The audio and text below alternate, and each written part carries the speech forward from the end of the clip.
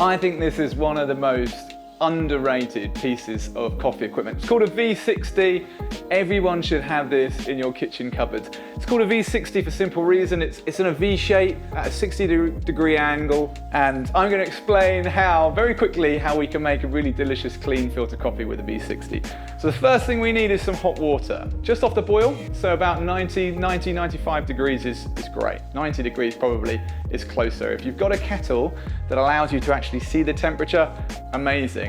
If it's just a kettle, a normal kettle at home, that's absolutely fine too. But just allow a few seconds after you've boiled it, maybe lift the lid, give it 30 to 60 seconds before you pour.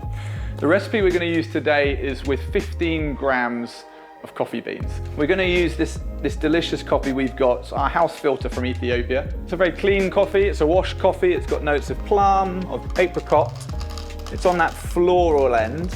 The more floral, citrus, fruity end. If you think stone fruits on one end, the chocolate caramelly on the other end. We're up this side. But it makes a great filter coffee. So I'm going to go with 15 grams. In terms of grind size, certainly for V60, we want it to be on the finer end of medium. So on our EK, great big machine like this, we set it to a level 7. Perfect. Okay, next thing we want to do is take our filter paper. Once again, very inexpensive. You see there's one side of the filter paper is ridged, one side is flat. Take the ridged side and just fold it inwards. So just put one fold in it, like so. And then we want to wet it. We want to wet it for two reasons. One, it's going to take away the papery taste, the immediate papery taste, so we'll wash that away. And two, it helps it to stick to the inside of the V60. The actual V60, I mean, you can spend all sorts of money on them. You can get them in copper, you can get them in ceramic, you can get them in plastic. They all do the same job. It's not one of those items that the more money you spend, you're going to radically transform your coffee. So, I mean, I would recommend you buy one of the cheaper end ones. This is £5–6. So in this case, I'm going to do the filter coffee. I'm going to percolate the filter coffee into a receptacle. From that, I'll pour into my cup. But you can just as good go straight onto your cup. I want to get rid of this wastewater now because we don't need that. It's done its job. I want to start by adding my 15 grams of coffee. I just want to knock that so you create a nice level bed. I will place a little indent in there, so create a bit of a crater. So that's where you're going to start your pour from. Some people don't. It's one of those affectations that I quite enjoy actually. Next off, we're going to do first 50 mil. So we're going to enter 50 mil of hot water. This is just about perfect now. Like I said, obviously 100 degrees boiling point. I'm going to let that temperature come down to about 95, tops 90 is perfect, which is pretty much where we are now. We'll start the first pour.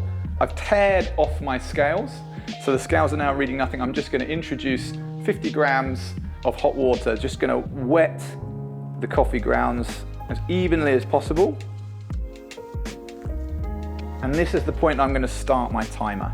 So some scales will allow you to weigh coffee, but also they have a stopwatch, which is great. You can have it all in the same place. Once again, not a hugely expensive piece of kit.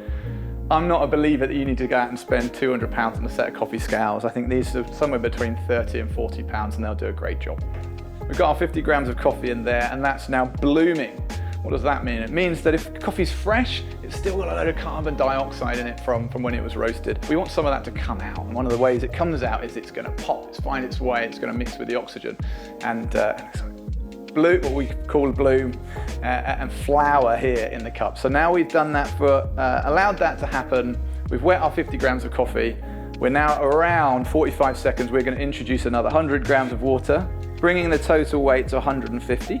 And we're at the 1 minute mark at this point. Now, some people would, some people won't. At this point, I would just do another swill. You don't want to keep agitating the coffee. You only want to do it once or twice in the brew process. Now, as we approach 2 minutes, I'm going to introduce the last 100 mil of hot water, which is going to bring the total amount to 250 and give us a really delicious cup. We're looking for about a 3-minute brew time. Obviously, your kettle's going to have cooled down a little bit, but it's not worth continuing to boil it. I wouldn't worry too much about the odd degree. So as we approach the 2-minute mark, I'm going to add the remaining 100 grams of water. And when you're looking at the scales, it's easy to keep pouring until you see that weight, but actually you want to just come off the pour just before you see that weight, and you'll see.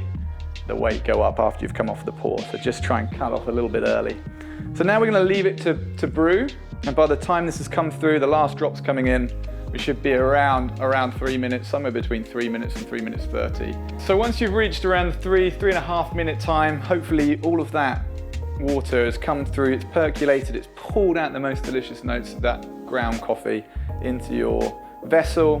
You can just lift it, remove the filter paper, and that's in the bin. And then you're free to drink a delicious, slowly brewed, Ethiopian in our case, filter coffee. Cheers.